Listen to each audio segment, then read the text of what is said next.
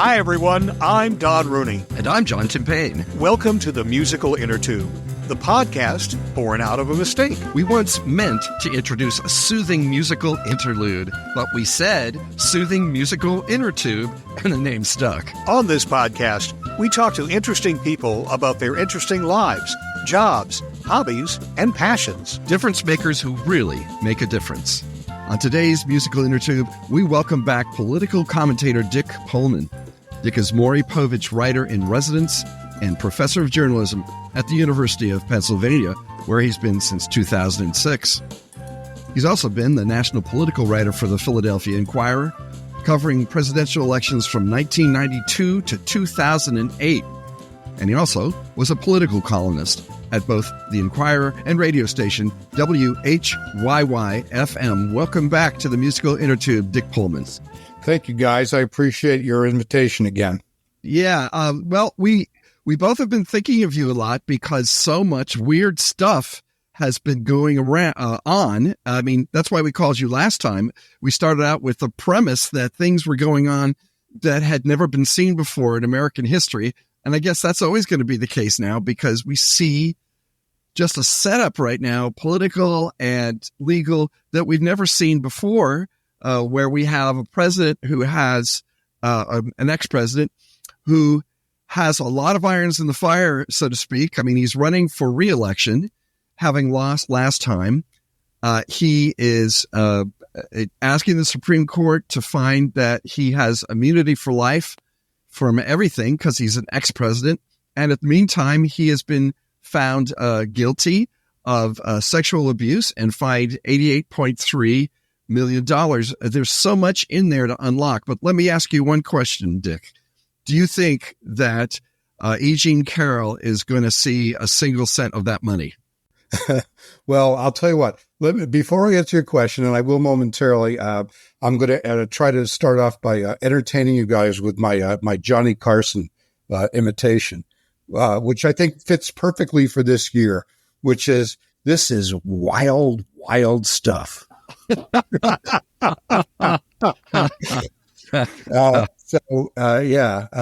he'd have a lot of material. I think eventually she's going to see it, but it's like anything else. These cases have to play out, and there are there are appeal processes. But he's already sort of enmeshed in financial complications as a result of these verdicts because he has two options. He can put up the $83 million for the court to hold an escrow, apparently, pending all his appeals. Oh my God.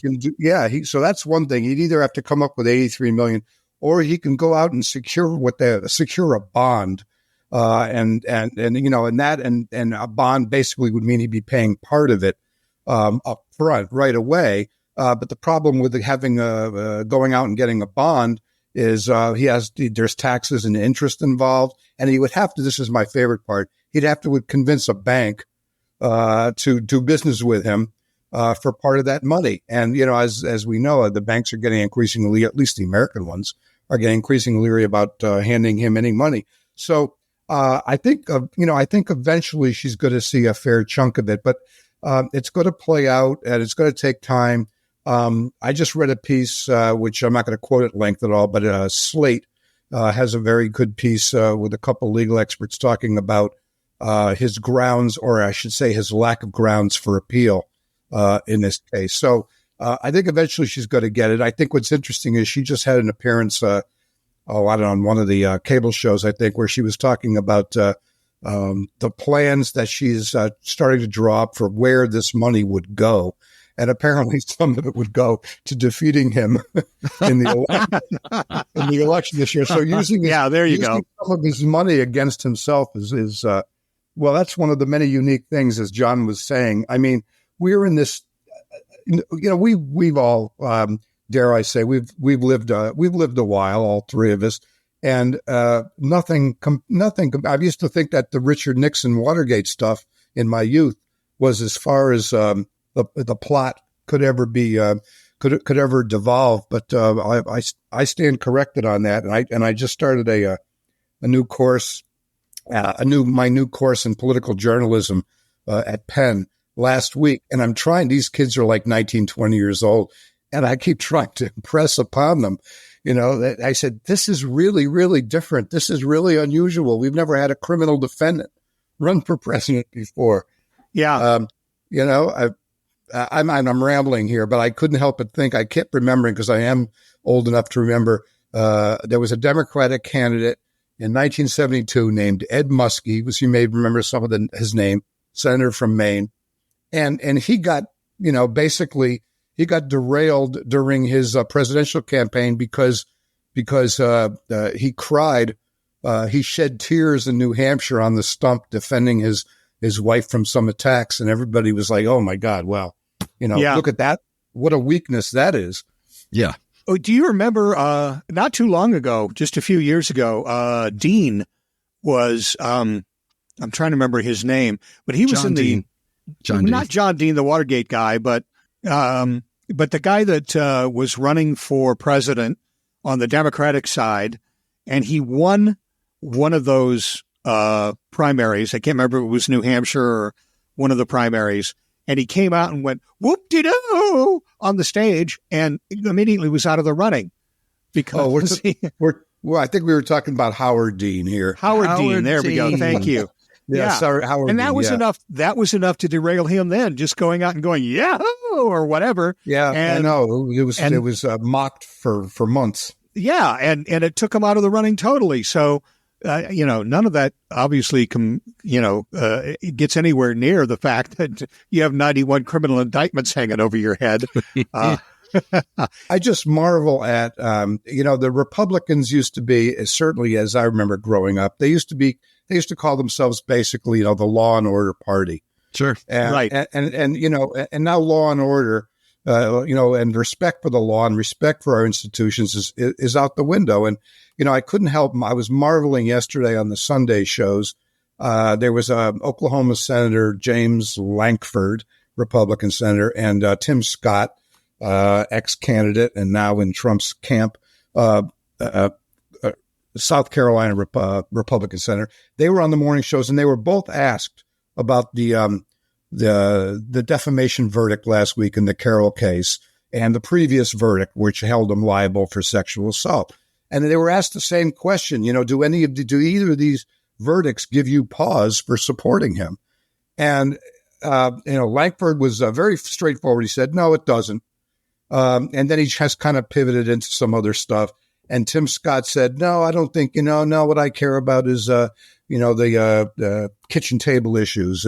And just a few months ago, Tim Scott, when he was running for president, he was, in one of the debates, he was talking up morality and quote unquote Judeo-Christian values. And so, I marvel at this switch. And they used to be the party that talked about how much character counts, at least when they were attacking Bill Clinton, for his flaws. So what has accounted for all this? And I would recommend to listeners and maybe to you guys, there was an excellent piece yesterday. It was maybe Friday, in the Times, New York Times, by David French, who's one of their in-house conservatives, former lawyer for a Christian conservative law firm. And he was sort of wrestling with this question. And he said, he's not the first to say this, but it was basically all about how, it's just partisan tribalism now. And, when it came down to a clash between character values and winning an election, everything is about winning an election because, certainly anything that the Democrats want has to be worse than the Republicans losing a race. And so this is what we're seeing. But for the most part, most Republicans have been pretty silent since the defamation verdict came down Friday. It's interesting that you mentioned Jim Lankford, because I believe just before we started recording today that the Oklahoma Republican Party has voted to censure him because he's supporting the bipartisan border bill. So, that's right. That's when it's running the other direction. Yes. Yeah. and that Lankford is not alone in this. If one has a sense that if Republicans were allowed to vote their conscience, many would support this bill because it's on purpose very far to the right. The Democrats are deciding to do a dance with the devil in the pale moonlight to really sort of pin the Republicans and get them to reject something that they want. Yes. Right. You know, and I believe Lankford is on that small bipartisan committee that made this. And as we sit here, no one has read this bill. Trump has not, but Trump has come out completely 100% against it. We'd rather no bill than a bad bill. He's saying. Well, yeah. Well, bill is because he wants no bill so he can run against it in the fall. So you have all these Republicans who would rather, the problem they ostensibly want to fix. Well, they don't want it fixed now because they're afraid that and Biden will rack it up as a policy triumph, and indeed that Biden would say, well, look what we were able to do on a bipartisan basis.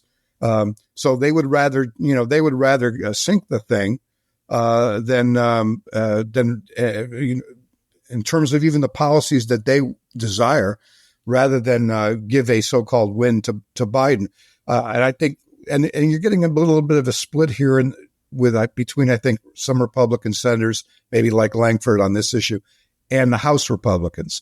And you got Mike Johnson, for example. Well, he's the House Speaker. I thought up until recently that his belief in God, that the highest power that he worshipped was God, but apparently the highest power he worships is Trump, because if Trump says he doesn't want this thing, then all of a sudden now he's against it as well.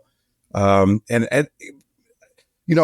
think what they're banking on, what Republicans are banking on here, is that they would be able to blame Biden for a failure on the border anyway, even if they sink this thing. Because if you look at the polls, most people, and I'm not trying to cast aspersions on the amount of time people spend looking at issues, most people kind of reflexively see the Republicans as the party that's tough on the border and the Democrats as not tough on the border. And so kind of the underlying, poll sentiment is that if there's no deal on toughening the border, that surely it must be the Democrats' fault. And I think that's what the Republicans are going to bank on if they sink this thing. They're looking for things to bludgeon Biden over the head with, and the border is one. But they've already lost ground on abortion. That seems to be picking up steam on the Democrat side, on Biden's side. And the other thing is that once people figure out that the economy is in good shape, and I think that's probably going to happen. It's probably going to happen if supermarket prices start to come down and people can see that prices are lowering, then I think that might also go into Biden's category. What's left except for to hit him with, except for the border? Yeah, there's been a lot more reporting lately about the economy and about the robust growth in jobs and the GDP and the jobless rate down, and inflation is flat in the latest quarterly report. And there has been some polling information lately that people are starting to, there's robust consumer confidence in when they measure that. Wall Street Journal had a front page piece last week, just, talking up the economy intensely and talking about how well it's doing. And there was just a clip today on Fox News, and I think, Steve Forbes, the conservative free market guy. He was talking about how the economy in America is the strongest in the Western world, bouncing back from the pandemic. I really, I think this, as you guys surely know, the public perception of the economy in general lags, X number of months, whatever, behind what it's actually doing. And I seem to recall, not that Biden would win. There's nobody wins landslides anymore like we used to know them. But I seem to recall that this was 40 years ago that Ronald Reagan, on the eve of running for his second term, if you looked at the polls a year out, Reagan was in deep trouble. And the economy was considered to be kind of like lagging. There was a recession in 1982, and it was picking up steam very slowly in 1983. And then people kind of caught up with how the economy was going, and he won easily. He won re-election easily. So I think a landslide in today's landscape is probably a 5% spread or a 6% spread. But I think dovetailing, I think the economy, along with what Don was talking about just a minute ago, the abortion issue. Biden's got the wind at his back there, and you guys may have noticed, like last week, he started stumping around the country with Kamala Harris on the abortion issue, and holding events and getting in the news cycle with it, and announcing, I believe, if I'm not mistaken, that her name escapes me now, but the woman in Texas who had to leave the state in order to get abortion. I think her name is Katie Cox, if I'm not mistaken. Yeah, Katie Cox. He's invited her to be one of the guests in the gallery for the State of the Union in March. And I think one of the smartest things they're doing is trying to sort of win back from Republicans the word freedom, the concept of freedom. That Republicans have always sort of thrown that around and mixing that up with patriotism as they perceive it. But the freedom, to have reproductive rights, and the freedom to be able to make your own choice with your doctor without having government interference. I think Democrats are, working to sort of turn that on its head and make the word freedom work for them. So I think the potential to draw a lot of, more suburban women, in the populous suburbs around the big cities in our 5 or 6 swing states. That I think is what they're going for. On C-SPAN recently, I saw Kamala Harris. I don't know where she was in the United States, but it was at some local rally, and she gave a very impassioned speech about abortion and the reproductive rights. And I'm just wondering, she's not very well known for being effective. And I'm wondering, first of all, Dick, why is that? It seems as though she doesn't connect so much. What do you think? Yeah. There's a real division of opinion about Kamala Harris. And there's a school of thought within some who have covered her as a candidate when she ran for president briefly, that she's not super organized, doesn't really have a strong message of her own, goes through a lot of different personnel. I can't help but think that the Biden administration has internally here has been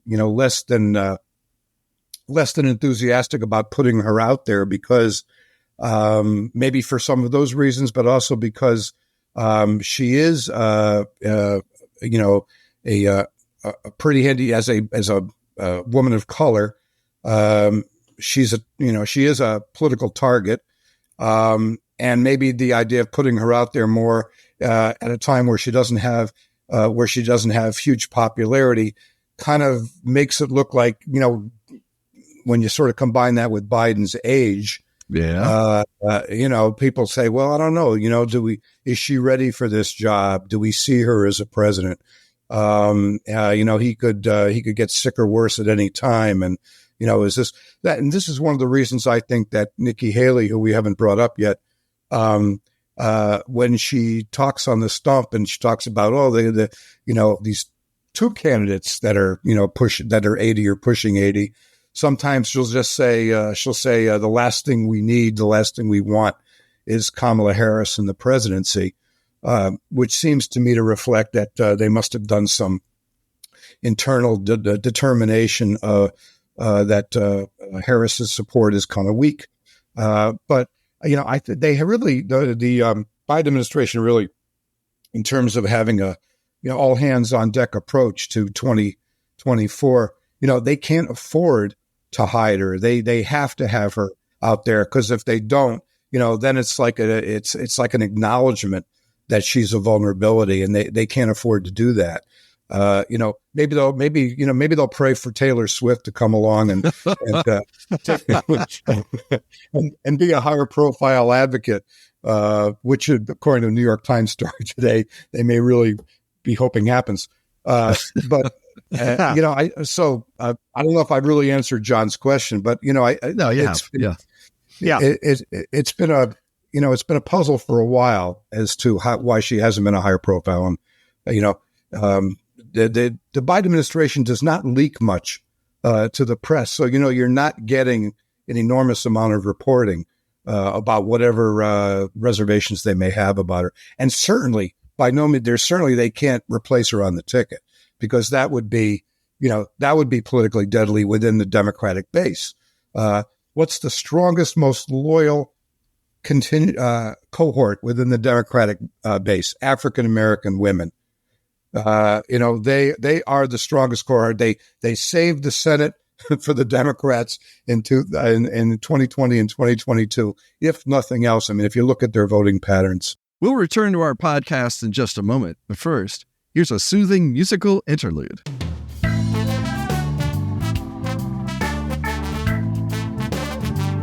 Dick Polman is Maury Povich Writer-in-Residence and Professor of Journalism at the University of Pennsylvania, where he's been since 2006. From 1992 to 2006, he was national political writer for the Philadelphia Inquirer, covering presidential elections from 1992 to 2008. He was also political columnist at the Inquirer, and from 2012 to 2019, he was a columnist on WHYY-FM. Follow his work at dickpolman.net. That's DICKPOLMAN.net. And check out his University of Pennsylvania webpage at english.upenn, that's upenn.edu/people/Dick-Polman. And now we return you to the musical Innertube, already in progress. Let's bring up Nikki Haley, since you did. On one hand, she's hanging on. She's convinced that there's going to be a race. She's losing every one of the primaries she goes in. She'll probably lose South Carolina, her home state. She's a little schizophrenic out there on the campaign trail, because she seems to be as delusional as Trump does. Oh, it's a two-person race, and we're in there, and we're going strong, and there's never been racism in America. Oh yeah, I know. And yet, everybody's saying she should probably hang around just in case Trump gets taken down by all of the court action against him. There's got to be somebody to step in to fill the void. What about her candidacy? Yeah, I think something you just said, I think is true, although she's never going to say it this way. And even though she was invited to say it in a recent interview, that, of course, she wants to hang around as long as possible, because, you never know what's going to happen, with this guy in the months ahead. Now, so there is that, but I think she's also, right now, when she says it's a two-person race and I'm sticking with it, I think she's also, part of that message, I think, is aimed at donors who, she wants to keep the faucet open at least for another month, at least through so it was 5 weeks, Super Tuesday in early March. And so some of it's that. I think she's walking a very, very, very risky tightrope in how she is attacking Trump. She doesn't want to go too far with the attacks, so she'll say, but she is saying things. I was watching an interview she gave yesterday. She was on Meet the Press, and she talks about, she did bring up, or was brought up to her, about the Carroll case and the defamation verdict, and she did talk about it. And she brought it up again, I think, today in a separate interview. So she is talking about that, but she won't say, we can't have a criminal defendant run for president. She won't go that far. She'll just says things like, well, he just creates chaos, and he's a distraction. And he's just, he's so distracted by being in these court cases, which she will not characterize, but he's so distracted by the court cases that he can't talk about, the issues that America cares about, as if he really could talk about the issues anyway. But so yes. She won't say, he's a criminal defendant. She won't say, this party should not support someone who is found liable for sexual assault and defaming the person he assaulted. She won't say it that plainly, because she wants to at least keep at least one door open for maybe some of the persuadable MAGA people who are a little bit, nervous about the fact that Trump has all this legal baggage. Maybe these are people who are thinking, well, the media, not the media, excuse me, that the Justice Department and the prosecutors are all out to get him. But it really is a distraction, and it really does, hurt us potentially with independent voters, swing voters. See, that's for them.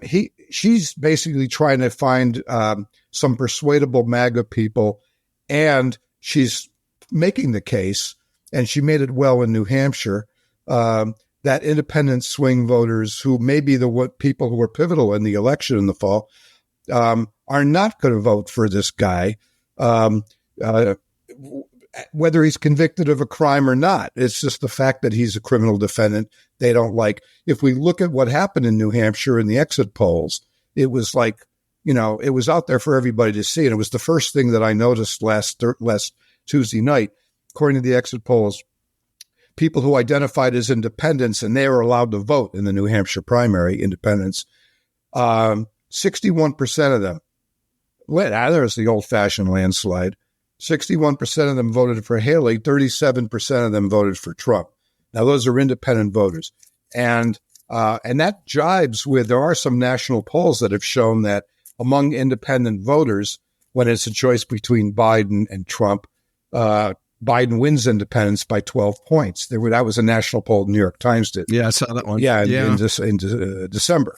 And his legal baggage is only going to get worse.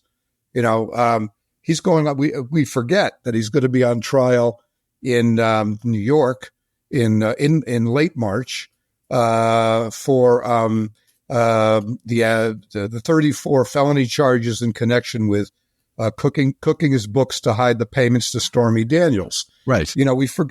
We forget about that one. That was the first indictments that came down. So meanwhile he's going to lose badly when when the Supreme Court finally gets around to or the appeals court, federal appeals court gets around to dealing with this immunity issue, where he thinks he deserves total immunity for everything he ever did and everything he would ever do. There's nothing in precedent that comes anywhere close to that. So he's going to be continually exposed, and so Haley is really trying to, I think, to talk about that in a way that will not alienate at least some persuadable MAGA voters. I don't think you can even say she's running for vice president because, well, at least up until last week, Elise Stefanik was sort of being bruited about as possibly the vice president to Trump if Trump runs in the fall.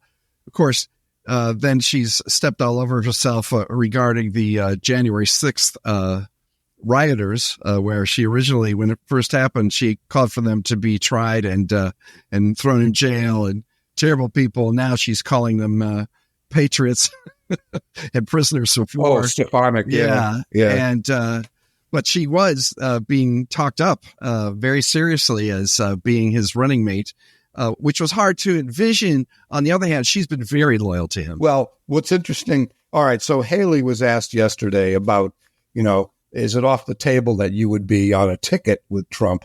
And she answered that, she didn't say absolutely not. She said, I have said I don't want to be anyone's vice. She says, I don't want to be anyone's vice president. Well, there's still wiggle room in that. Talk about sticking around if he has to resign or if he goes to jail. That being on the ticket, it's like, what's the old Godfather motto? Keep your friends close, but your enemies closer. Yeah. But yeah. She's pretty slick and slippery about this stuff. This was my favorite exchange yesterday on Meet the Press. I have a transcript here. Would you rule out endorsing Trump as the nominee? And then she just said, "Oh, I'm not even thinking about endorsements." So I'm just focused on beating him. So the answer to that is yes, she would still endorse him. I mean, there were one of the very first debates. I think the question was put to everybody on stage, would you endorse him if he's the nominee no matter what? And she raised her hand along with just about everybody else except for Chris Christie. Oh, yeah. Well, I spent a few years in New Hampshire, and the Sununu name is very big up there. John Sununu was governor for a while, and then he worked with one of the presidents. I can't remember if it was Nixon or one of the Bushes. And his son, Chris Sununu, is now the governor up there.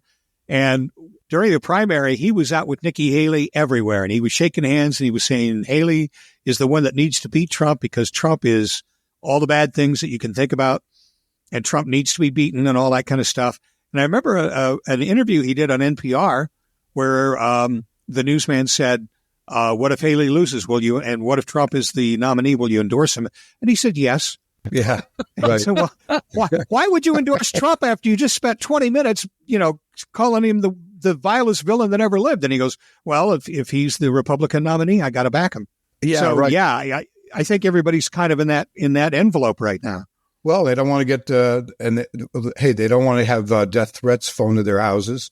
They don't want to be, what's the term, swatted. Yes, where people call in these fake emergencies and the cops come to their house, and which happened to Haley. Yeah. Just a week or two ago. We have to.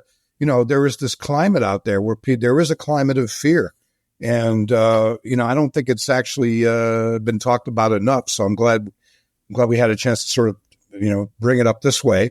I don't think we can ignore that. Yeah. I think the Republican Party is at a really, really, I don't know, I guess, the term historic crossroads gets overused. But when Lindsey Graham warned like 5 or 6 years ago, he said that, if we nominate Donald Trump to be president, we're going to get exactly what we deserve as a party. I'm paraphrasing, but it was that strong. That still could come due. And I don't know what's going to, if you look at the polls about, what percentage of Americans are willing to vote for a convicted felon, it's Trump loses a lot of votes that way. Even self-identified Republicans say that. So it's no wonder he's trying to postpone every trial he can till after the election. And I don't know how many tricks Jack Smith has up his sleeve. I'm not an attorney, so I hope they're ample. After the New Hampshire primary, Dick, there were a lot of people. I've seen a lot of articles now where it was, if it's a choice between Trump and Biden, people said, I don't want to vote for either of them. And they were looking for somebody else, but there's really, Nikki Haley is younger and I guess appeals to a certain number of people in the Republican Party. And I can't remember the guy who's running against Biden. I'm sorry, the politician. Dean Phillips. Phillips, yeah. But neither of those people seem to be able to pull enough votes away from either Trump or Biden. So what does that mean? I guess it's being portrayed by a lot of people as another one of those lesser of two evil elections. Is that kind of what you get from talking to people, that kind of vibe? Well, it's funny because we don't know what's going to happen with voter enthusiasm and voter turnout. There's two ways of looking at this, I guess, and they're kind of in collision with each other. One is historically, the whole idea of lesser of two evils is not new. I mean, I've been hearing this, most of my adult life. And when I was a kid, really little, I mean, I didn't hear this firsthand, but when I was a kid, it was Kennedy versus Nixon in 1960. And I've read a lot since about that campaign. And I was amazed. I ran across this commentary that CBS pundit Eric Severide, who you may remember his name. Oh, yes. Yeah, he did a thing about the 1960 matchup between Kennedy and Nixon, and he was talking about it as the lesser of two evils, two unappealing candidates. One of them like someone who was Nixon who punched below the belt, and he was a demagogue over the communist scare, and the other one was a playboy who had a very modest record in the Senate, and that was Kennedy.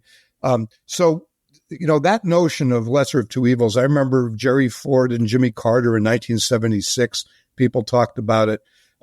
Having said all that, you have to we have to take this election, like we said at the top here, that is very, very unique. And I think what's the danger here is that we're going to have I'm quoting from a Vanity Fair headline that I just saw on a story the other day, a really good one, by the way. And the headline was "The Great Tune-Out of 2024." And what that is it's not just that maybe people don't want to vote for two old people who they've seen before in a race, and we saw the last race was ugly, and they're only getting older, and they're and that's not appealing to people.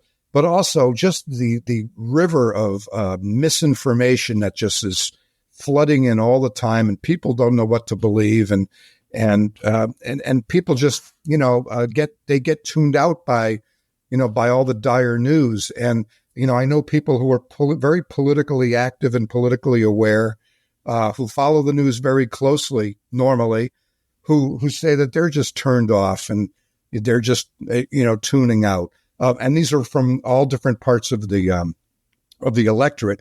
One part of the electorate, I suppose I'll just mention in 2 seconds here, is voters under 30 and what they're going to do. And this is, I think, why the Biden administration would love Taylor Swift to come out with an endorsement closer to the election, because, young people and the people in my class at Penn, who I'm going to probably talk about this on Wednesday, when they look at Biden, they look at someone who's older than their grandparents. And, maybe that's unfair in a way, but they're not aware of what, the incredible domestic achievements that he's managed. So it's a question of really, the cliche is really which side's going to motivate people more. Now, the MAGA people they're motivated. They don't care if he's convicted or what, Trump. They're going to come out there. So, Biden has a sort of a more broad-based, but perhaps shallower coalition. So, yeah, I mean, this is a long answer to what Don brought up, but the enthusiasm level or lack thereof is going to be a big factor this year. Well, stay tuned, folks. It's going to be a wild ride. We have 8 months before the vote happens, and it's a long time, and anything could happen. And we've been seeing things turning over. That seems like the world has turned over more than once a week. Yeah. So that means, Dick, that we'll probably ask you to come on again and make sense of it for us, because we've just scratched the surface of a very crazy political year. So thank you for coming. Thank you for coming on the Musical Innertube. Thank you, guys. Thank you very much. And thank you for listening to the Musical Innertube. Hey, let us know how we're doing. Send us an email at musicalinnertube, all one word, @gmail.com. Do you know someone with a great story to tell? Let us know. Send us an email or log in to our website, musicalinnertube.com, and click on the microphone in the lower right-hand corner to leave us a voicemail. And while you're on our website, take a few minutes to listen to past episodes of the podcast. They're all there, along with pictures and biographies of our guests, blog posts, and lots more. And as always, our thanks to virtual band Car Radio Dog for providing us with our theme music.